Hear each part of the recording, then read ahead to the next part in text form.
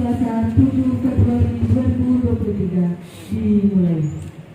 Lapor apel gelar pasukan dalam rangka Operasi Keselamatan 2023 tingkat Polres Cendekam Selasa 7 Februari 2023 siap dimulai.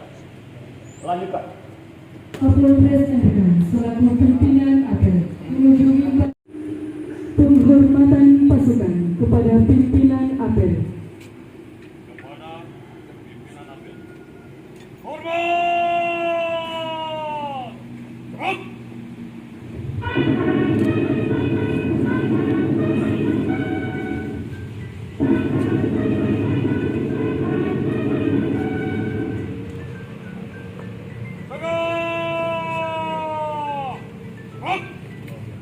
Laporan Komandan Apel dilanjutkan dengan pemeriksaan pasukan.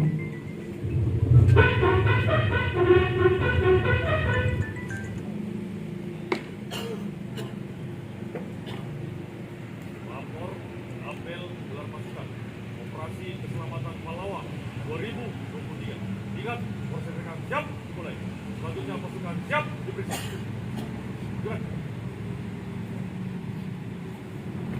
Ini mengedepankan tindakan persuasif dan cara-cara humanis guna meningkatkan kemampuan masyarakat berlalu lintas bagaimana maka mobilitas masyarakat tidak dipastikan akan lebih tinggi.